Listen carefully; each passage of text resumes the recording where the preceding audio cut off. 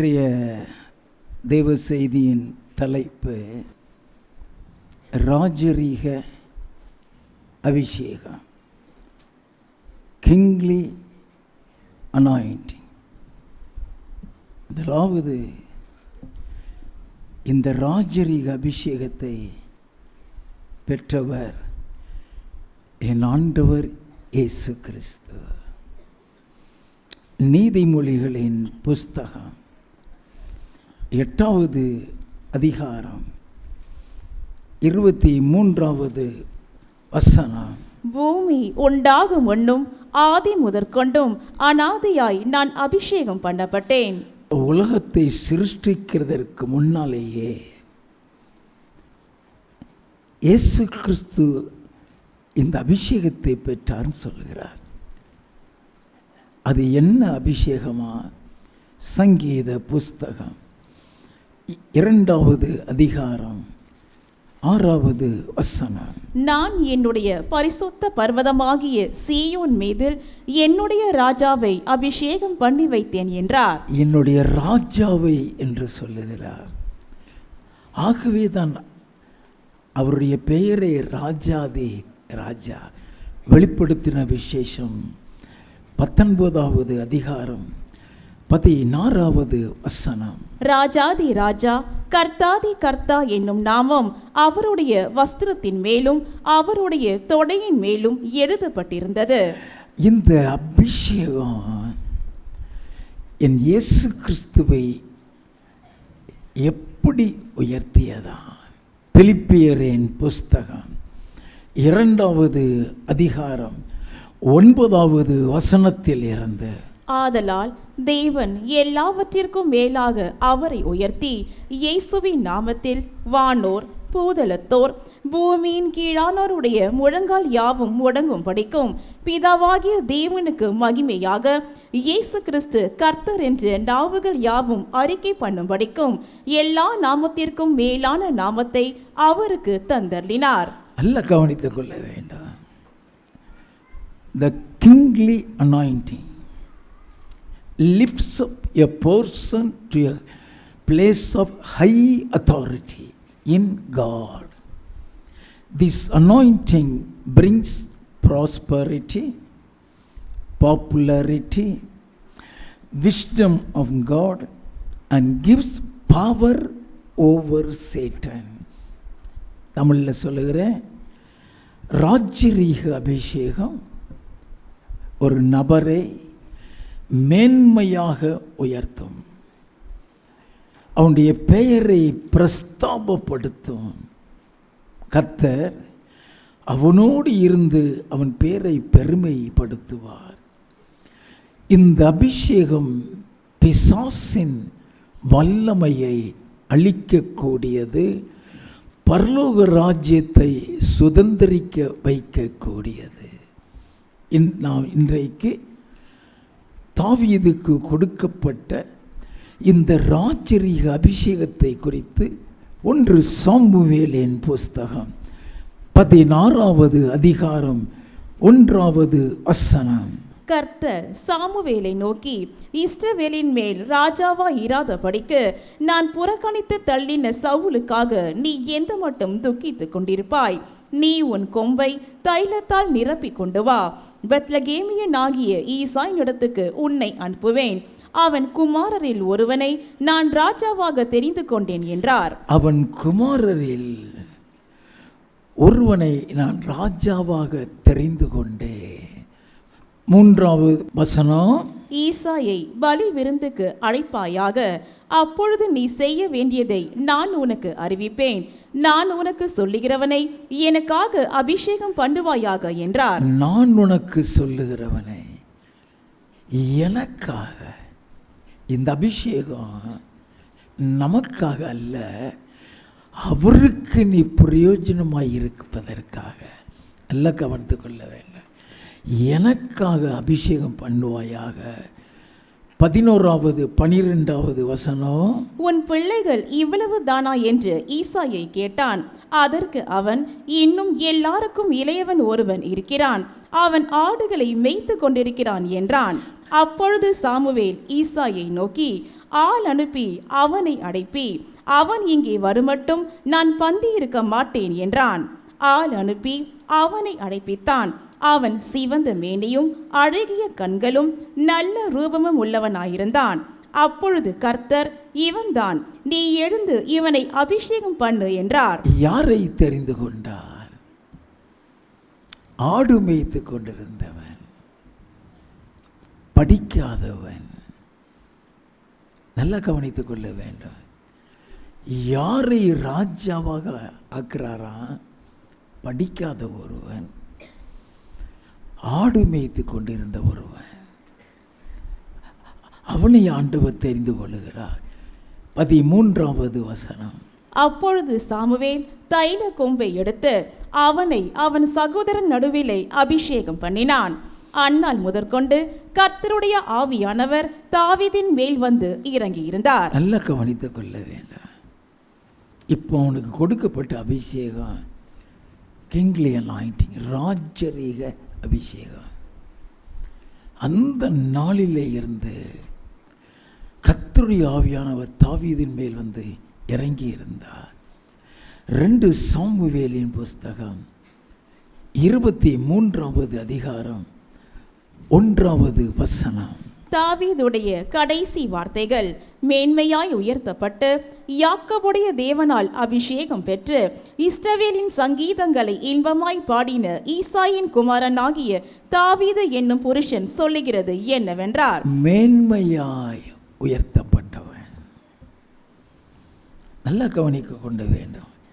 இந்த அபிஷேகம் ஆடு மேய்த்து கொண்டு இருந்த தாவீதை மேன்மையாய் உயர்த்தியது. இந்த அபிஷேகம் அவனுக்குள் செய்த கிரியைகளை நாம் பார்க்க வேண்டும்.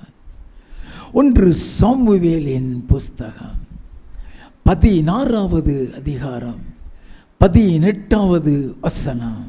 அப்பொழுது அந்த வேலைக்காரரில் ஒருவன் பிரதியுத்தரமாக, இதோ பெத்லகேமியனாகிய ஈசாயின் குமாரன் ஒருவனை கண்டிருக்கிறேன். அவன் வாசிப்பதில் தெரிந்தவன், அவன் பராக்கிரமசாலி, யுத்த வீரன், காரிய சமர்த்தன், சௌந்தரியம் உள்ளவன், கர்த்தர் அவனோட கூட இருக்கிறார் என்றான். இந்த அபிஷேகம் அவனை குறித்து சாட்சி கொடுக்கிறது. வாசிப்பதில் தேறினவன், பராக்கிரமசாலி, யுத்த வீரன், காரிய சமர்த்தன், சௌந்தரியம் உள்ளவன். கர்த்தர் அவனோடு கூட இருக்கிறார். இந்த அபிஷேகம் அவனை அந்த அளவுக்கு மாற்றி இருக்கிறது. 1 சாமுவேலின் புஸ்தகம் 18வது அதிகாரம் 14வது 15வது வசனங்கள். தாவீது தன் செய்கைகளில் எல்லாம் புத்திமானாய் நடந்தான். கர்த்தர் அவனோட கூட இருந்தார். அவன் மகா புத்திமானாய் நடக்கிறதை சவுல் கண்டு அவனுக்கு பயந்திருந்தான். The speciality of this anointing is the wisdom of God. எல்லாம் தெரிஞ்சுக்கிடுங்க. படிக்காத ஒருவன் ஆடு மேய்க்கிறவனை இந்த அபிஷேகத்துக்குள்ள கொண்டு வந்த உடனே ஒரு தேசத்தையே ஆளக்கூடிய அளவுக்கு ஞானவானாக மாறுகிறான். வேதம் சொல்லுகிறது, தாவீது தன் செய்கைகளிலெல்லாம் புத்திமானாய் நடந்தான். கர்த்தர் அவனோடு கூட இருந்தார்.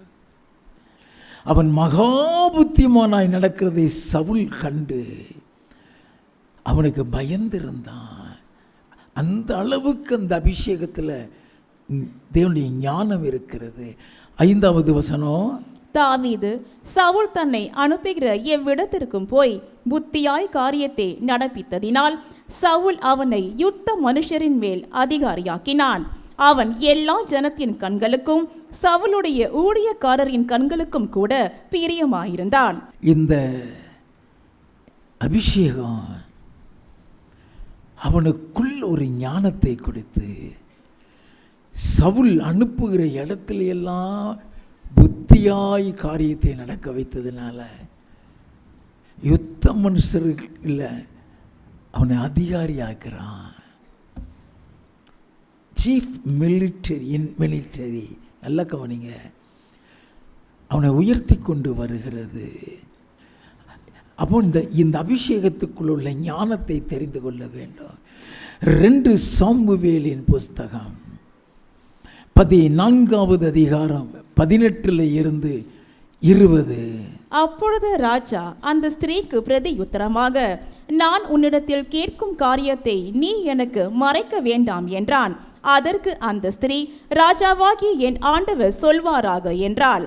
அப்பொழுது ராஜா, இதிலெல்லாம் யோவாப் உனக்கு உட்கையாய் இருக்கவில்லையா என்று கேட்டான். அதற்கு ஸ்திரீ பிரதியுத்தரமாக, ராஜாவாகிய என் ஆண்டவன் சொன்னதற்கெல்லாம் வலது பக்கத்திலாவது இடது பக்கத்திலாவது விலகுவதற்கு ஒருவராலும் கூடாது என்று ராஜாவாகிய என் ஆண்டவனுடைய ஜீவனை கொண்டு சொல்லுகிறேன். உமது அடியானாகிய யோவாப் தான் இதை எனக்கு கற்பித்து அவனே இந்த எல்லா வார்த்தைகளையும் உமது அடியாளின் வாயிலை போட்டான். 20வது வசனம் வாசிங்க. நான் இந்த காரியத்தை உவமானமாய் பேசுகிறதற்கு உமது அடியானாகிய யோவாப் அதற்கு காரணமாயிருந்தான். ஆனாலும் தேசத்தில் நடக்கிறது எல்லாம் அறிய என் ஆண்டவனுடைய ஞானம் தேவதூதனுடைய ஞானத்தை போல இருக்கிறது என்றால், என் ஆண்டவனுடைய ஞானம் தேவதூதனுடைய ஞானத்தை போல இருக்கிறது. யோவாப் ஒரு புத்தியுள்ள ஸ்திரீ அனுப்புறான். அவ பேசுறத வச்சு இதை இவன் தான் சொல்லி கொடுத்திருப்பான். யார் எப்படி பேசுவா, யார் எந்த காரியத்தை செய்வாங்கிறத அந்த ஞானம் சொல்லி கொடுத்துடும். நல்லா தெரிந்து கொள்ள வேண்டும். போகட்டும். The kingly anointing is in 3 stages. எப்பொழுதுமே ராஜரீக அபிஷேகம் சொல்லும் பொழுது அது 3 ஸ்டேஜ், 3 விதமான அபிஷேகங்கள் உண்டு. முதலாவது தாவீதுக்கு சாமுவேல் வந்து அபிஷேகிக்கிறார். 1 சாமுவேலின் புஸ்தகம் 16வது அதிகாரம் 13வது வசனம். அப்பொழுது சாமுவேல் தைல கொம்பை எடுத்து அவனை அவன் சகோதரன் நடுவிலே அபிஷேகம் பண்ணினான். இது ராஜரீக அபிஷேகத்தின் ஃபர்ஸ்ட் ஸ்டேஜ். இந்த அபிஷேகம்தான் தாவீதை பல திறமசாலியாக மாற்றி சவுலுடைய அரண்மனைக்குள் கொண்டு போய் நிறுத்தியது.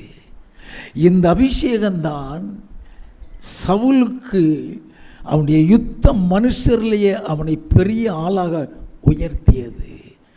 இதற்கப்புறம் 2வது இவனுக்கு ஒரு ராஜரீக அபிஷேகம் கொடுக்கப்படுகிறது. 2 சாமுவேலின் புஸ்தகம் 2வது அதிகாரம் 1வது 4வது வசனங்கள். பின்பு தாவீது கர்த்தரை நோக்கி, நான் யூதாவின் பட்டணங்கள் ஒன்றிலே போய் இருக்கலாமா என்று விசாரித்தான். அதற்கு கர்த்தர், போ என்றார். எவ்விடத்திற்கு போகலாம் என்று தாவீது கேட்டதற்கு அவர் எப்ரோனுக்கு போ என்றார். அப்பொழுது யூதாவின் மனுஷர் வந்து அங்கே தாவீதை யூதா வம்சத்தாரின் மேல் ராஜாவாக அபிஷேகம் பண்ணினார்கள். Second time he was anointed as king. நல்லா கவனிக்க வேண்டும். அது உன்னை உயர்த்திக்கிட்டே வரும். இந்த அபிஷேகம் உன்னை மேலே கொண்டு போய்கிட்டே இருக்கும். நம்ம அதை நல்லாக தெரிந்து கொள்ள வேண்டும். It's very important. இப்போ அவனை அந்த அபிஷேகம் யூதா மனுஷன் மேலே ராஜாவாக உட்கார வைத்துருச்சு. 2 சாமுவேலின் புஸ்தகம் 5வது அதிகாரம் 3 முதல் 5 வசனங்கள். இஸ்ரவேலின் மூப்பர் எல்லாரும் எப்ரோனிலே ராஜாவினிடத்தில் வந்தார்கள். தாவீது ராஜா எப்ரோனிலே கர்த்தருக்கு முன்பாக அவர்களோட உடன்படிக்கை பண்ணின பின்பு அவர்கள் தாவீதை இஸ்ரவேலின் மேல் ராஜாவாக அபிஷேகம் பண்ணினார்கள். The third stage of the kingly anointing. முழு சமஸ்த இஸ்ரவேலுக்கு அவனை ராஜாவாக்கிருச்சு. வாசிப்போம். தாவீது ராஜாவாகும் போது 30 வயதாயிருந்தான். அவன் 40 வருஷம் ராஜ்யபாரம் பண்ணினான். அவன் எப்ரோனிலே யூதாவின் மேல் 7 வருஷமும் யூதாவின் மேல் 7 வருஷமும் 6 மாதமும் எருசலேமிலே சமஸ்த இஸ்ரவேலின் மேலும் யூதாவின் மேலும் 33 வருஷமும் ராஜ்யபாரம் பண்ணினான். மொத்தம் 40 ஆண்டுகள் ராஜாவாக இருந்தவன்.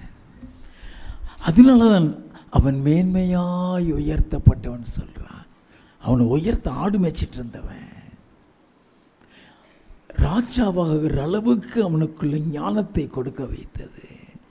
2 சாமுவேலின் புஸ்தகம் 5வது அதிகாரம் 10வது வசனம். தாவீது நாளுக்கு நாள் விருத்தி அடைந்தான், சேனைகளின் தேவனாகிய கர்த்தர் அவனோடே கூட இருந்தார். நாளுக்கு நாள் விருத்தி அடைந்தான், சேனைகளின் கர்த்தர் அவனோடு கூட இருந்தார். இந்த அபிஷேகம் உன்னை இருந்த மணிக்கே இருக்க விடாது. தாவீதை உயர்த்தி கொண்டே வருகிறது.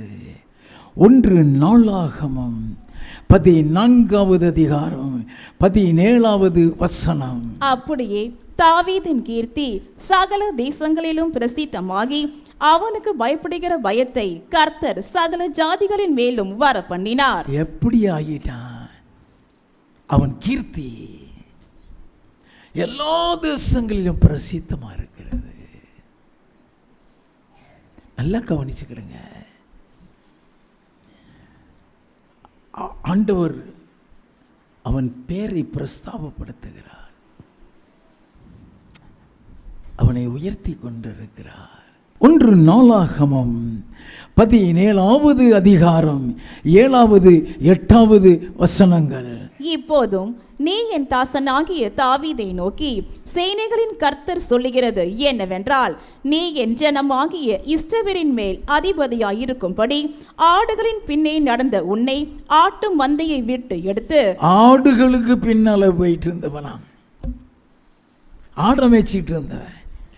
ஆண்டவர் சொல்கிறார், ஆட்டு மந்தையை விட்டு உன்னை எடுத்து நீ போன இடமெல்லாம் உன்னோட இருந்து உன் கூட இருந்து உன் சத்துருக்களை எல்லாம் உனக்கு முன்பாக நிர்மூலமாக்கி பூமியில் இருக்கிற பெரியோர்களின் நாமத்திற்கு ஒத்த நாமத்தை உனக்கு உண்டாக்கினேன். பூமியில் இருக்கிற பெரியோர்களுக்கு ஒத்த நாமத்தை உனக்கு உண்டாக்கினேன். ஆண்டவர் சொல்லுகிறார். 2 சாமுவேலின் புஸ்தகம் 23வது அதிகாரம் 1வது வசனம். தாவீதுடைய கடைசி வார்த்தைகள் மேன்மையாய் உயர்த்தப்பட்டு. மேன்மையாய் உயர்த்தப்பட்டவன்.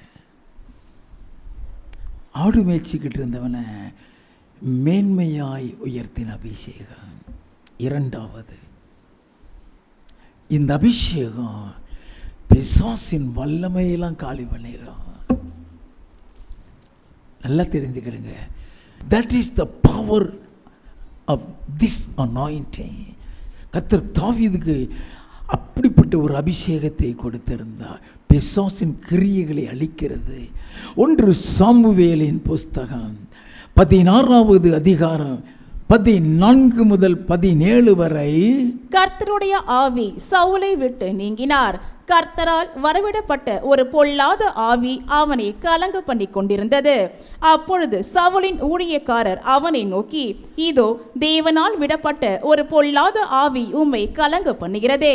சுரமண்டலம் வாசிக்கிறதில் தேறின ஒருவனை தேடும் படிக்கு எங்கள் ஆண்டவனாகிய நீர் உமக்கு முன்பாக நிற்கிற உம்முடைய அடியாருக்கு கட்டளையிடும். அப்பொழுது தேவனால் விடப்பட்ட பொல்லாத ஆவி உம்மேல் இறங்குகையில் அவன் தன் கையினால் அதை வாசித்தால் உமக்கு சௌக்கியம் உண்டாகும் என்றார்கள். சுரமண்டலத்திற்கு வாசித்தாலே போதும், கிரியைகள் அவுட். சுரமண்டலம் வாசிக்கும் பொழுதே அது ஒரு அபிஷேகம். கர்த்தர் அப்படிப்பட்ட ஒரு அபிஷேகத்தை அவனுக்கு கொடுத்தார். 21வது வசனம். அப்படியே தாவீது சவுலிடத்தில் வந்து அவனுக்கு முன்பாக நின்றான். அவன் இவனை மிகவும் சிநேகித்தான். அவனுக்கு இவன் ஆயுததாரியானான். அங்க கொண்டு வந்து கர்த்தர் நிறுத்தி விட்டார். 23வது வசனம். அப்படியே தேவனால் விடப்பட்ட ஆவி சவுலை பிடிக்கும் போது தாவீது சுரமண்டலத்தை எடுத்து தன் கையினால் வாசிப்பான். அதனாலே பொல்லாத ஆவி அவனை விட்டு நீங்க சவுல் ஆறுதல் அடைந்து சொஸ்தமாவான். சுரமண்டலத்தை வாசிக்கும் பொழுதே பிசாசு அவுட் ஆகிறது. இந்த அபிஷேகத்தினுடைய மகிமை என்னன்னா, நீ போராடவே வேண்டாம். The kingly anointing will destroy the power of Satan. The kingly anointing will destroy the witchcraft power. நல்லா தெரிந்து கொள்ள வேண்டும். போகட்டும். அடுத்தபடியாக இந்த அபிஷேகத்தின் வல்லமையை தெரிந்து கொள்ள வேண்டும். தாவீது சாதாரணமான, நம்ம பாஷையில் சொன்னால் ஒரு சொல்லம், ஒரு பொடிய, அவனை கொண்டு கர்த்தர் கோலியாத்தை காலி பண்ணுறாரு. 1 சாமுவேலின் புஸ்தகம் 17வது அதிகாரம் 4வது வசனம். அப்பொழுது காத் ஊரானாகிய கோலியாத் என்னும் பெயருள்ள ஒரு வீரன் பெலிஸ்தரின் பாளையத்திலிருந்து புறப்பட்டு வந்து நடுவே நிற்பான். அவன் உயரம் 6 முழமும் 1 ஜானுமாம். அவனுடைய உயரம் 6 முழம்னா 6 அடி நினைச்சிடாதீங்க. 6 முழம், ஒரு முழங்கிறதே 1.5 அடிக்கு மேலே இருக்கும். அவன் எவ்வளோ ஹைட்டாக இருக்கிறான். அவன் இடுப்புக்கு கூட தாவீது இருக்க மாட்டான். நல்லா கவனிக்க வேண்டும். அவன் என்ன செய்து கொண்டிருக்கிறான்? 8வது வசனத்தில் இருந்து அவன் வந்து நின்று இஸ்ரவேல் சேனைகளை பார்த்து சத்தமிட்டு, நீங்கள் யுத்தத்திற்கு அணிவகுத்து நிற்கிறது என்ன? நான் பெலிஸ்தன் அல்லவா? நீங்கள் சவுலின் சேவகர் அல்லவா? உங்களில் ஒருவனை தெரிந்து கொள்ளுங்கள், அவன் என்னிடத்தில் வரட்டும். அவன் என்னோட யுத்தம் பண்ணவும் என்னை கொல்லவும் சமர்த்தனானால் நாங்கள் உங்களுக்கு வேலைக்காரராயிருப்போம். நான் அவனை ஜெயித்து அவனை கொள்வேனானால் நீங்கள் எங்களுக்கு வேலைக்காரராயிருந்து எங்களை சேவிக்க வேண்டும் என்று சொல்லி. எவ்வளோ பெரிய சேலஞ்ச்! ஒரு தேசமே இவன் கையில் போகிற சூழ்நிலை. ஒரு தேசமே இவன் கையில் போகிற சூழ்நிலை. அவன் எந்த அளவு சவுல் பயந்திருப்பான். வாசிப்போம். பின்னும் அந்த பெலிஸ்தன், நான் இன்றைய தினம் இஸ்ரவேலுடைய சேனைகளை நிந்தித்தேன். நாம் ஒருவரோடு ஒருவர் யுத்தம் பண்ண ஒருவனை விடுங்கள் என்று சொல்லி கொண்டு வருவான். சவுலும் இஸ்ரவேலர் அனைவரும் அந்த பெலிஸ்தனுடைய வார்த்தைகளை கேட்டு கலங்கி மிகவும் பயப்பட்டார்கள். சவுலும் அவன் ஆர்மியில் உள்ள அத்தனை பேருமே பயந்து நடுங்குகிறான். ஏன்னா அவன் அவ்வளவு உயரம். அவன் போட்டிருக்கிற அந்த மிலிட்ரி உடையில் அதை மற்றவனால தூக்கக்கூட முடியாது. அவன் போட்டிருக்கிற அந்த மிலிட்ரி உடையை தூக்கக்கூட முடியாது. அவ்வளோ வெயிட் அவன் போட்டு வந்து நிற்கிறான். 32வது வசனம். தாவீது சவுலை நோக்கி, இவன் நிமித்தம் ஒருவனுடைய இருதயமும் கலங்க வேண்டியதில்லை. உம்முடைய அடியானாகிய நான் போய் இந்த பெலிஸ்தனுடைய யுத்தம் பண்ணுவேன் என்றான். நல்ல கவனிங்க. எவ்வளவு தைரியமாக சொல்ல முடியும்னா அதுக்கு இந்த அபிஷேகம் காரணம். 44வது வசனத்தில் இருந்து. பின்னும் அந்த பெலிஸ்தன் தாவீதை பார்த்து, என்னிடத்தில் வா, நான் உன் வம்சத்தை ஆகாயத்து பறவைகளுக்கும் காட்டு மிருகங்களுக்கும் கொடுப்பேன் என்றான். அதற்கு தாவீது பெலிஸ்தனை நோக்கி, நீ பட்டயத்தோடும் ஈட்டியோடும் கேடகத்தோடும் என்னிடத்தில் வருகிறாய். நானோ நீ நிந்தித்த இஸ்ரவேலுடைய இராணுவங்களின் தேவனாகிய சேனைகளுடைய கர்த்தரின் நாமத்திலே உன்னிடத்தில் வருகிறேன். இன்றைய தினம் கர்த்தர் உன்னை என் கையில் ஒப்பு கொடுப்பார். நான் உன்னை கொன்று உன் தலையை உன்னை விட்டு வாங்கி பெலிஸ்தருடைய பாளையத்தில் பின்னங்களை இன்றைய தினம் ஆகாயத்து பறவைகளுக்கும் பூமியின் காட்டு மிருகங்களுக்கும் கொடுப்பேன். அதனால் இஸ்ரவேலில் தேவன் ஒருவர் உண்டு என்று பூலோகத்தார் எல்லாரும் அறிந்து கொள்ளுவார்கள். கர்த்தர் பட்டயத்தினாலும் ஈட்டினாலும் ரட்சிக்கிறவர் அல்ல என்று இந்த ஜன கூட்டமெல்லாம் அறிந்து கொள்ளும்.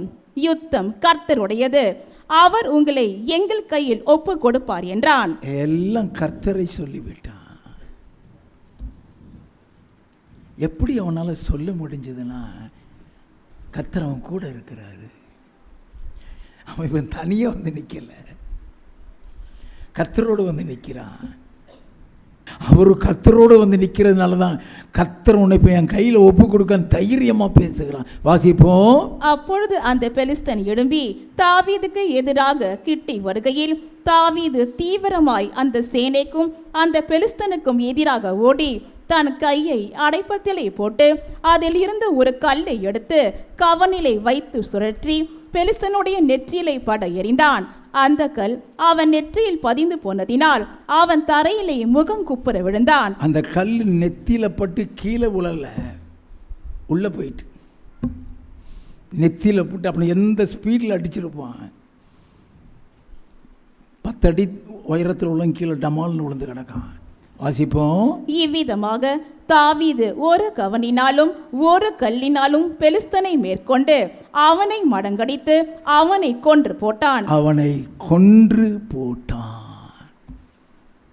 நல்லா கவனிக்கணும். அதுக்கு தான் இந்த அபிஷேகம், அதுக்கு தான் இந்த அபிஷேகம்.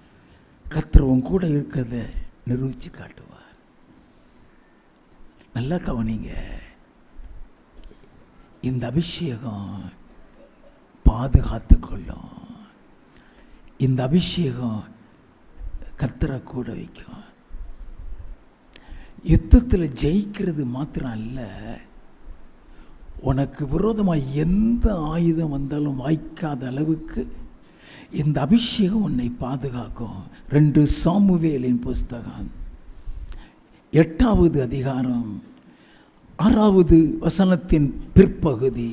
தாவீது போன இடத்திலெல்லாம் கர்த்தர் அவனை காப்பாற்றினார். தாவீது போன இடத்திலெல்லாம் கர்த்தர் அவனை காப்பாற்றினார். 14வது வசனத்தின் கடைசி பாகம். தாவீது போன எல்லா இடத்திலும் கர்த்தர் அவனை காப்பாற்றினார். இப்படியே தாவீது இஸ்ரவேல் அனைத்தின் மேலும் ராஜாவாயிருந்தான். அவன் தன்னுடைய எல்லா ஜனத்திற்கும் நியாயமும் நீதியும் செய்து வந்தான். எல்லா ஜனத்துக்கும் நியாயமோ. அதனால தான் சொன்னார், அவனை எனக்காக அபிஷேகம் பண்ணு, அவனை எனக்காக அபிஷேகம் பண்ணு. நியாயமும் நீதியும் செய்கிற ராஜாவாக அங்கே உட்கார வச்சிருக்கிறாரு. கடைசியாக இந்த அபிஷேகம் உன்னை பரலோகத்தில் கொண்டு போய் விட்டுரும், பரலோகத்தை சுதந்திரிக்க வைக்கும். 2 சாமுவேலின் புஸ்தகம் 7வது அதிகாரம் 11வது வசனம். உன்னுடைய எல்லா சத்துருக்களுக்கும் உன்னை நீங்களாக்கி இளைப்பாறவும் பண்ணினேன். இப்போதும் கர்த்தர் உனக்கு வீட்டை உண்டு பண்ணுவார் என்பதை கர்த்தர் உனக்கு அறிவிக்கிறார். கர்த்தர் உனக்கு வீட்டை உண்டு பண்ணுவார், பரலோக வீடு. இந்த அபிஷேகம் உன்னை மேலே கொண்டு போயிடும். The responsibility of the kingly anointing is to prepare a person to inherit the kingdom of God. நல்லா கவனித்துக் கொள்ள வேண்டும். 16வது வசனத்தில் இருந்து, உன் வீடும் உன் ராஜ்யமும் என்றென்றைக்கும் எனக்கு முன்பாக ஸ்திரப்பட்டிருக்கும். உன் வீடு, அது பரலோக வீடை சொல்றாரு. உன் ராஜ்யம், அது பரலோக ராஜ்யத்தை குறித்து சொல்றாரு. வாசிப்போம். உன் ராஜாசனம் என்றென்றைக்கும் நிலை பெற்றிருக்கும் என்கிறார் என்று சொன்னார். ராஜாசனம் என்றென்றைக்கும் நிலை பெற்றிருக்கும். வாசிப்போம். நாத்தான் இந்த எல்லா வார்த்தைகளின்படியும் இந்த எல்லா தரிசனத்தின்படியும் தாவீதுக்கு சொன்னான். அப்பொழுது தாவீது ராஜா உட்பிரவேசித்து கர்த்தருடைய சமூகத்திலிருந்து, கர்த்தராகிய ஆண்டவரே, தேவரீர் என்னை இதுவரைக்கும் கொண்டு வந்ததற்கு நான் எம்மாத்திரம், என் வீடும் எம்மாத்திரம். கர்த்தராகிய ஆண்டவரே, இது இன்னும் உம்முடைய பார்வைக்கு கொஞ்ச காரியமாய் இருக்கிறது என்று கர்த்தராகிய ஆண்டவராய் இருக்கிற தேவரீர் உம்முடைய அடியானுடைய வீட்டை குறித்து வெகு தூரமாய் இருக்கும் காலத்து செய்தியை மனுஷர் முறைமையாய் சொன்னீரே. என்னைக்கோ நான் பெறப்போகிறது, அது என் மரணத்துக்கு அப்புறம் நடக்கக்கூடியது. வெகு தூரமாக இருக்கக்கூடிய காரியத்தை மனுஷர் முறைமையாக சொன்னீரே. 25வது வசனம். இப்போதும் தேவனாகிய கர்த்தாவே, நீர் உமது அடியானையும் அவன் வீட்டையும் குறித்து சொன்ன வார்த்தையை என்றென்றைக்கும் நிலைவரப்படுத்த தேவரீர் சொன்னபடியே செய்தருளும். அந்த வீடு நான் இழந்துடக்கூடாதுங்கிறான். கர்த்தர் வைத்திருக்கிற அந்த வீட்டை நான் இழந்துடக்கூடாது ஆண்டவரே. 29வது வசனம். இப்போதும் உமது அடியானின் வீடு என்றைக்கும் உமக்கு முன்பாக இருக்கும்படி அதை ஆசீர்வதித்தருளும். கர்த்தரான ஆண்டவராகிய தேவரீர் அதை சொன்னீர். உம்முடைய ஆசீர்வாதத்தினாலே உமது அடியானின் வீடு என்றைக்கும் ஆசீர்வதிக்கப்பட்டிருப்பதாக என்றான். அந்த வீடு அப்படின்னா அது நிலைத்திருக்கும்.